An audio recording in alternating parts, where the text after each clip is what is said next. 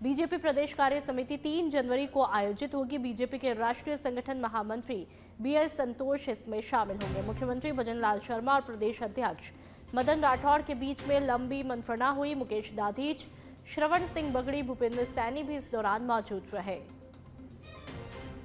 मुख्यमंत्री भजनलाल शर्मा और प्रदेश अध्यक्ष मदन राठौड़ के बीच में लंबी मंत्रणा आयोजित की गई और बहुत देर तक दोनों के बीच में बातचीत का दौर जारी रहता है। भूपेंद्र सैनी समेत श्रवण सिंह बगड़ी भी इस दौरान यहां पर मौजूद रहते हैं। बीजेपी प्रदेश कार्य समिति 3 जनवरी को आयोजित होनी है। और अब आज जयपुर की वीर बाल दिवस। कल है बीजेपी मुख्यालय पर वीर बालकों की वीरता की प्रदर्शनी है। मुख्यमंत्री भजनलाल शर्मा और प्रदेश अध्यक्ष मदन राठौड़ इसका उद्घाटन करेंगे। सुबह 9 बजे उद्घाटन होना है। तो कल वीर बाल दिवस सेलिब्रेट किया जाना है। बीजेपी मुख्यालय पर वीर बालकों की वीरता की प्रदर्शनी दिखाई जाएगी। मुख्यमंत्री भजनलाल शर्मा और प्रदेश अध्यक्ष मदन राठौड़ इसका उद्घाटन करेंगे। सुबह 9 बजे का समय मुकर्रर किया गया है उद्घाटन के लिए।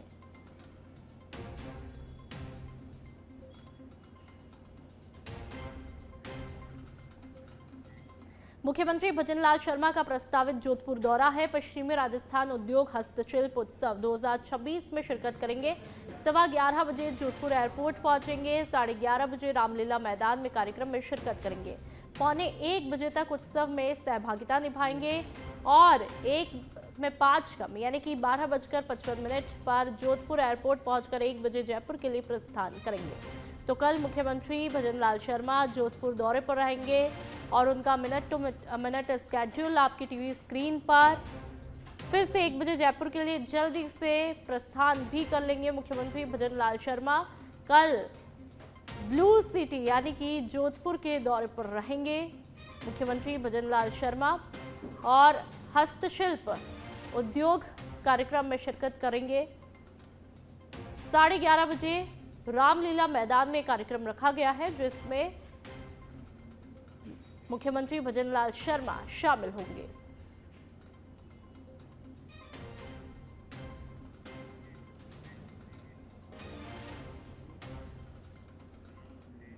सुशासन दिवस के मौके पर जयपुर में राज्य स्तरीय कार्यक्रम का आयोजन किया गया, जहां पर मुख्यमंत्री भजनलाल शर्मा ने कार्यक्रम को संबोधित करते हुए पूर्व प्रधानमंत्री भारत रत्न स्वर्गीय अटल बिहारी वाजपेयी जी को श्रद्धांजलि अर्पित की। मुख्यमंत्री ने अटल बिहारी वाजपेयी जी को राष्ट्र प्रेम और सुशासन का प्रतीक बताते हुए कहा कि सुशासन भारतीय संस्कृति की आत्मा है और राम राज्य इसका सर्वोत्तम उदाहरण है। मुख्यमंत्री ने प्रधानमंत्री नरेंद्र मोदी के नेतृत्व में हो रहे विकास कार्यों का उल्लेख किया। ई गवर्नेंस, जन सुनवाई और शिकायत निवारण प्रणाली को मजबूत लोकतंत्र की पहचान भी बताया। किसी को कोई तकलीफ नहीं थी। यही रामराज हमारा आदर्श रहा है और आज भी है।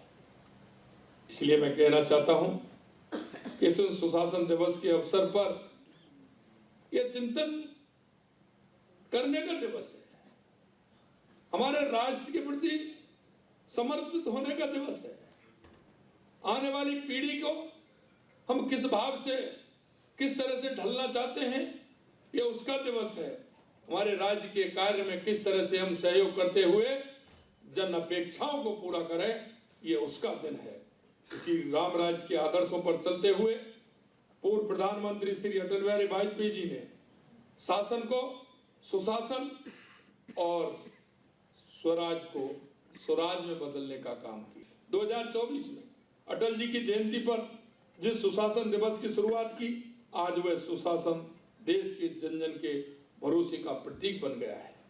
उन्होंने अपने कामकाज से ये बता दिया कि सरकारी कार्यों और सरकारी योजनाओं की सफलता की सबसे अनिवार्यता शर्त जन सामान्य को समर्पित शासन है।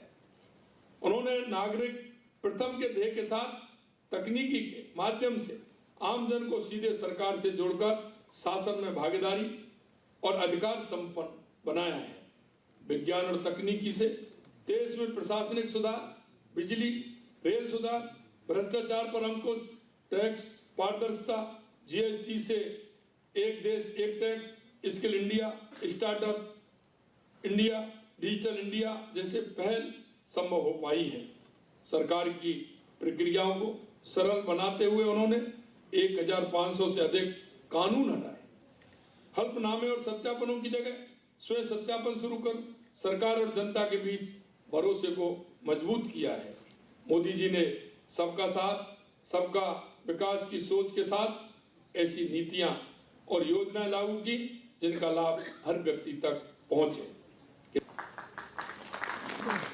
माननीय प्रधानमंत्री जी के मार्गदर्शन में हमारी डबल इंजन की सरकार का ध्येय यही है कि प्रदेशवासियों का जीवन सरल और सुगम बने, उनके जीवन में खुशहाली आए। इसी सोच के साथ ग्रामीण और शहरी समस्या शिविरों का आयोजन किया गया। इससे पहले प्रधानमंत्री नरेंद्र मोदी जी के जन्म दिवस पर 17 सितंबर से भी 1 महीने तक ग्रामीण और शहरी सेवा शिविरों का आयोजन किया गया। इन शिविरों से प्रदेश के 1 करोड़ से अधिक लोग लाभान्वित हुए। हमने प्रदेश में ई गवर्नेंस सुदृढ़ किया, इससे लोगों को अनावश्यक दौड़ भाग नहीं करनी पड़ रही और उनके समय की बर्बादी भी नहीं हो रही। शिकायत निवारण तंत्र किसी भी लोकतांत्रिक शासन व्यवस्था की आत्मा है, क्योंकि एक सशक्त शिकायत निवारण प्रणाली केवल समस्या का समाधान नहीं करता, बल्कि नागरिकों में विश्वास, सहभागिता और संतोष का भाव भी उत्पन्न करता है। राज्य में राजस्थान संपर्क पोर्टल, त्रिस्तरीय जन सुनवाई तथा मुख्यमंत्री जन सुनवाई के माध्यम से आम नागरिक अपनी समस्या सीधे शासन तक पहुंचा सकता है। विगत 2 वर्षों में नागरिकों को 65 लाख से अधिक शिकायतों का निस्तारण किया गया है। मिशन कर्मयोगी के तहत विभिन्न गतिविधियों को लागू करने के लिए हरीशचंद्र माथुर राजस्थान लोक प्रशासन संस्थान को राजस्थान के लिए नोडल विभाग के रूप में नामित किया गया है। राजस्थान एकीकृत सरकारी ऑनलाइन प्रशिक्षण प्लेटफॉर्म पर शामिल होने वाला पहला। राजस्थान में रेल ट्रैक नवीनीकरण को 850 रुपए करोड़ की मंजूरी मिली है। उत्तर पश्चिमी रेलवे के 2 अहम रेलखंड अपग्रेड किए जाएंगे। रायकाबाग फलौदी जैसलमेर रेल ट्रैक शामिल है। लालगढ़ कोलायत फलौदी रेलखंड का भी नवीनीकरण होना है। करीब 365 किलोमीटर ट्रैक होगा आधुनिक। पुरानी रेल पटरियां और स्लीपर भी बदल दिए जाएंगे। रेल सुरक्षा और परिचालन क्षमता में सुधार होगा। क्षेत्रीय कनेक्टिविटी और आर्थिक गतिविधियों को बढ़ावा मिलेगा। तो लगातार आपको बता रहे हैं, रेलवे ट्रैक नवीनीकरण को लेकर के मंजूरी मिली है, जिससे कई ट्रैकों को लेकर के एक बड़ा बदलाव देखने को मिलेगा और उनका नवीनीकरण होगा। अलवर में राजगढ़ माचाड़ी सड़क मार्ग पर स्थित देवी जी मंदिर से चोरी का खुलासा किया गया है। पुलिस ने 2 मुख्य आरोपियों और एक बाल अपचारी को गिरफ्तार किया है। आरोपियों के कब्जे से चांदी का मुकुट, चांदी का सूरज, 3 छत्तर और झल्लर बरामद किए हैं।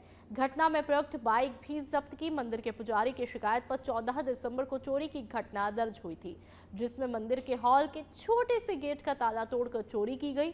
गिरफ्तार आरोपी राजकुमार उर्फ रवि मीणा आदतन अपराधी है, जिसके खिलाफ पूर्व में 3 चोरी के मामले दर्ज है। पुलिस ने तकनीकी जानकारी और गोपनीय सूत्रों से आरोपियों का पता लगाया और उन्हें हिरासत में लिया।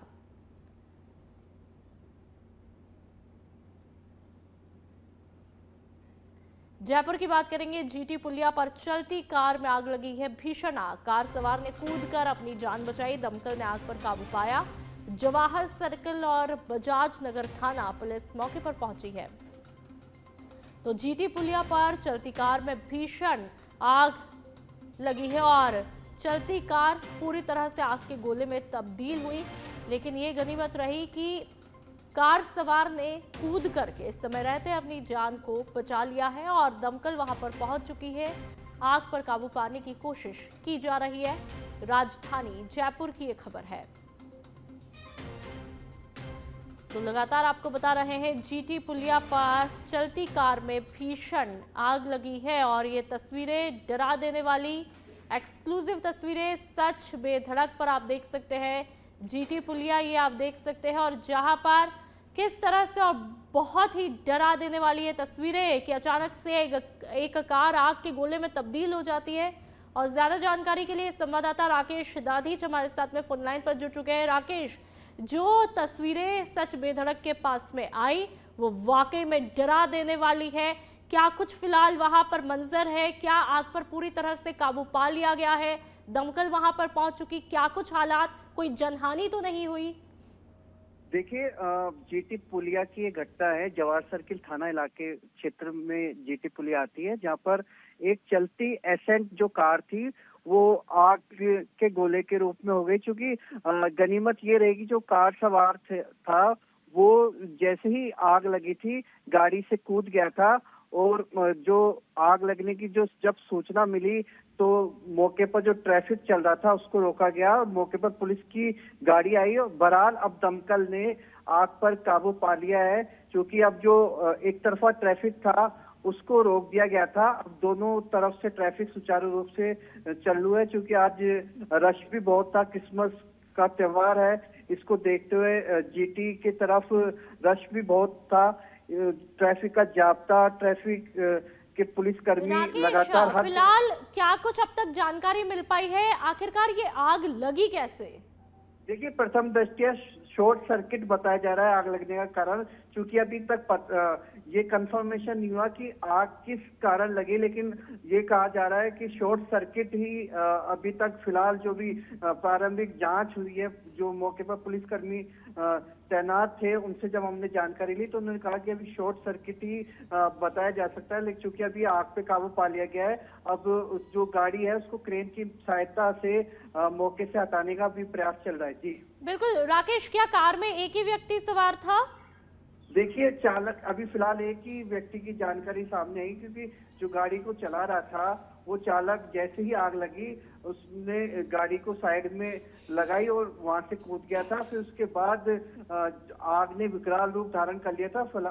फिलहाल मौके पर अब जो दमकल पहुंची है उसने पूरी तरह से आग पे काबू पा लिया है। गाड़ी को हटाने का काम चल रहा है। ठीक है, जो वहां पर पुलिस के अधिकारी पहुंचे हैं, आपकी उनसे क्या बातचीत हो पाई, उन्होंने क्या कुछ बताया राकेश?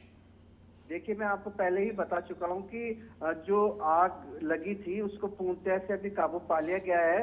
मौके पर जो ट्रैफिक बाधित था उसको भी सुचारू रूप से चालू कर ठीक दिया है गया है। राकेश, तमाम जानकारियों के लिए बहुत बहुत शुक्रिया। तो लगातार सबसे पहले सच बेधड़क पर ये एक्सक्लूसिव तस्वीरें और वाकई में डरा देने वाली तस्वीरें। लेकिन जो अभी तक जानकारी मिली उसके मुताबिक कार में जो व्यक्ति सवार था वो एक था और उसने समय रहते कूद करके अपनी जान बचा ली। इस बात से एक मैसेज तो साफ जाता है कि जाको राखे साइया मार सके न कोई। हादसा इतना डरा देने वाला, भयंकर, लेकिन उसके बावजूद जिस तरह से यहाँ पर एक व्यक्ति बचा, वाकई में वो शुक्रिया अदा करने वाली बात है। बढ़ते हैं आगे। जयपुर में अटल लोकतंत्र उपवन बनाने की योजना की घोषणा की गई है। मुख्यमंत्री भजनलाल शर्मा ने भारत रत्न पूर्व प्रधानमंत्री अटल बिहारी वाजपेयी जी की 101वीं जयंती पर आयोजित समारोह में इस उपवन की खबर दी। सरकार इस परियोजना के लिए उचित स्थान की तलाश कर रही है। इसके अलावा सिटी पार्क मानसरोवर में 30 करोड़ रुपए की लागत से अटल काव्य स्मारक का निर्माण भी किया जाएगा। इस स्मारक में युवाओं के लिए ई लाइब्रेरी और पुस्तकालय जैसी सुविधाएं होंगी। मुख्यमंत्री ने वाजपेयी जी के जीवन और उनके सुशासन को जनता तक पहुंचाने की प्रेरक भूमिका की सराहना की। साथ ही उन्होंने कांग्रेस पर तंज कसते हुए कहा कि मैदान में आकर 2 साल बनाम 5 साल का जवाब देना चाहिए। भाई और बहनों, मैं आपसे इतना कहूंगा कि लगातार हमारी सरकार काम कर रही है। हमने जब कहते हैं कि 2 साल बनाम 5 साल, 2 साल बनाम 5 साल हम कहते हैं तो कांग्रेस के लोगों के दर्द होता है। मैं उनसे कहना चाहता हूं कि आप ट्वीट करने से काम नहीं चलेगा। ये कांग्रेस के लोग ट्वीट करते हैं, अरे मैदान में आइए, अरे इसका जवाब दे दीजिए। 2 साल बनाम 5 साल, 15 दिन से कह रहा हूं, इसको बताइए इसका जवाब तुम्हारे पास क्या है। अब आपने यहां कार्यक्रम रखा है। साथियों, आइए अटल जी के जन्म शताब्दी के अवसर पर हम संकल्प लें कि उनके आदर्शों को जीवन में उतारेंगे। हम सब मिलकर एक समृद्ध, विकसित और सशक्त राजस्थान बनाने के संकल्प को पूरा करेंगे। राजस्थान को देश का सबसे विकसित राज्य बनाएंगे। आज मैं, क्योंकि आपने पहली बार पहला सम्मेलन राजस्थान का यहाँ हुआ है और ये मौका हमारे अध्यक्ष जी ने दिया है, तो मैं कुछ कहना भी चाहता हूँ कि ये जो हमारा सिटी पार्क है, इस सिटी पार्क में मानसरोवर में अटल काव्य स्मारक का निर्माण किया जाएगा। इसमें ई लाइब्रेरी की सुविधा, पुस्तकालय की सुविधा होगी, वो भी सुविधा इसमें होगी और इसके लिए 30 करोड़ रुपए इस पर खर्च किए जाएंगे, जिससे ये यहाँ के लोगों को, यहाँ के युवाओं को ये पूरी तरह से काम आ सके, इसके लिए हम काम करेंगे। एक और मैं कहना चाहता हूं, आज 101वीं जयंती पर अध्यक्ष जी विराजमान है कि हम जयपुर में एक अटल लोकतंत्र उपवन भी बनाएंगे। एक सुंदर होगा, अच्छा होगा, उसका भी हम यहाँ निर्माण करेंगे। वो जयपुर में स्थान देख करके कौन सी जगह रहेगा, वहां ये भी।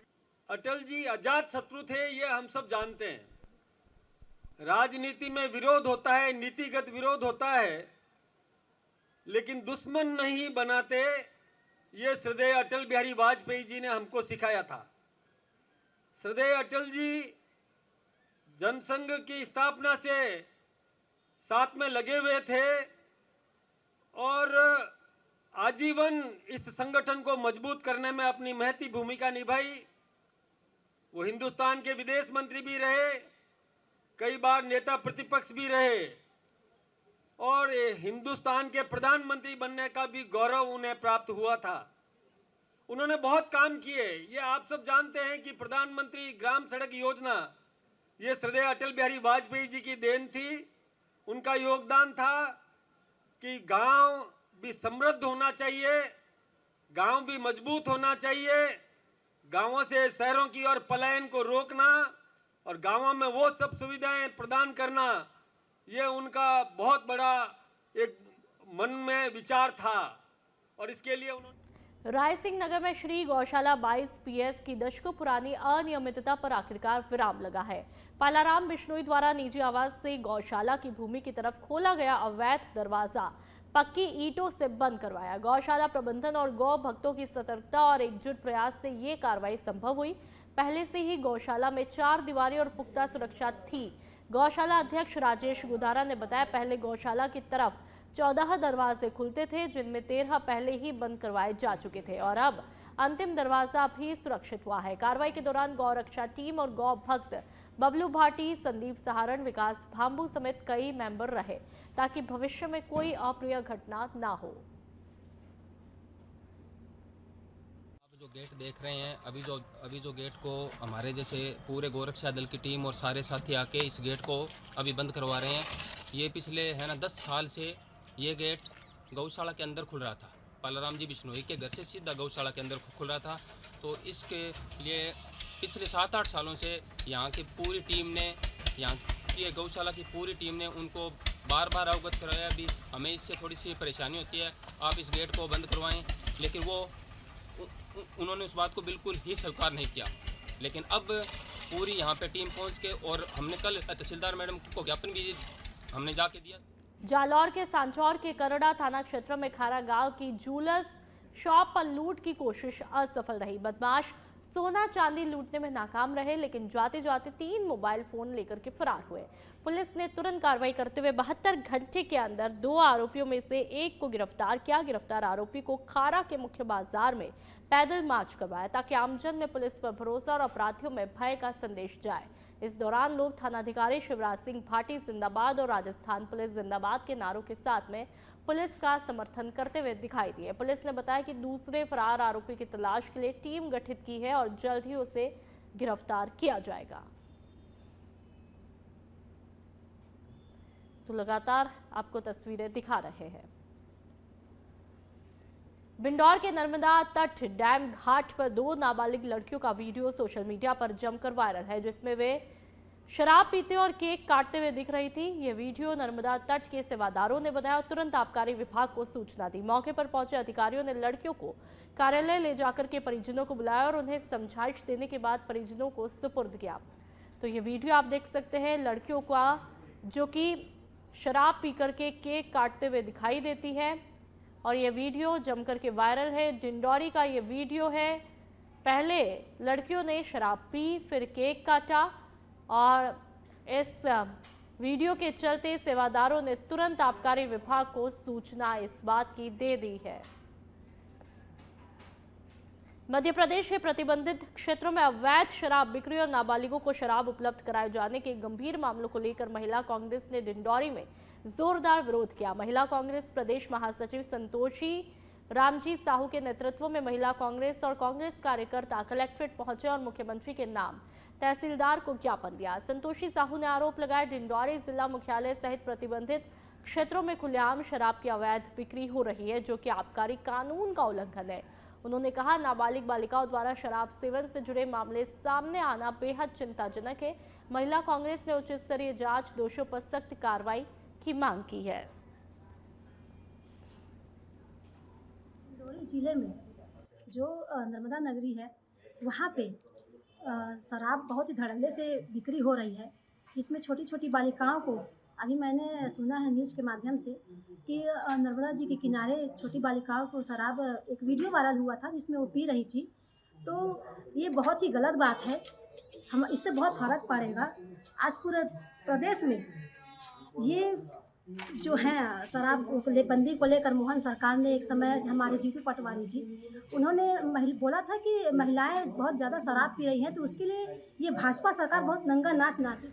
नए साल से पहले भोपाल एसटीएफ ने नशे के कारोबार पर बड़ा प्रहार किया है। मध्य प्रदेश एसटीएफ ने ओडिशा से मध्य प्रदेश लाई जा रही 599 किलो गांजे की बड़ी खेप को ट्रक सहित जब्त किया है। ये कार्रवाई छत्तीसगढ़ मध्य प्रदेश सीमा के पास में अनूपपुर जिले के घने जंगल पर हुई। पुलिस जांच में खुलासा हुआ, ट्रक के भीतर लोहे की चादर से बना एक विशेष गुप्त कंपार्टमेंट तैयार किया था, जो कि बाहर से दिखाई नहीं देता था।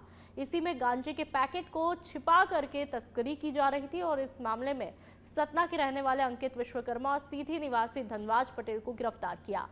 जब्त गांजे की अनुमानित कीमत करीब 1 करोड़ 80 लाख रुपए बताई जा रही है, जबकि ट्रक की कीमत लगभग 30 लाख है। एसटीएफ आरोपियों से तस्करी नेटवर्क को लेकर के पूछताछ में जुटी हुई है।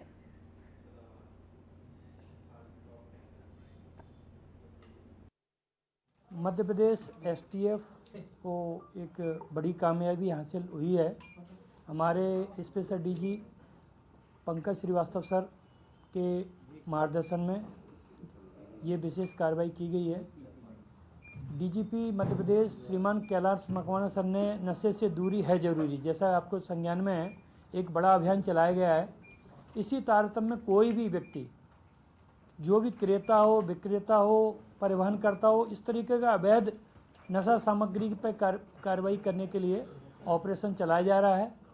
इस तरह के ऑपरेशन जो प्रहार, आपने नाम सुना हो कि जैसे भी जो भी लोग हैं इन पर प्रहार किया जाए, और उसी कड़ी में मध्य प्रदेश एसटीएफ को जो गोपनीय सूचना मिली, ये सूचना हमें कल सुबह मिली थी, जिस पर से हमारी टीम, हमने जिन 2 टीम, पुलिस अधीक्षक एसटीएफ जबलपुर के रूप में मेरे द्वारा हमारे स्पेशल डीजी सर के मार्गदर्शन अनुरूप 2 विशेष बड़ी टीमें बनाई गई, क्योंकि ये सूचना थी कि उड़ीसा से एक ट्रक में गांजा भर के सामान के साथ आ रहा है और बहुत सारी चीज़ें उसके बारे में जो भी तथ्य थे, लेकिन रास्ता कौन सा वो फॉलो करेगा छत्तीसगढ़ से मध्य प्रदेश।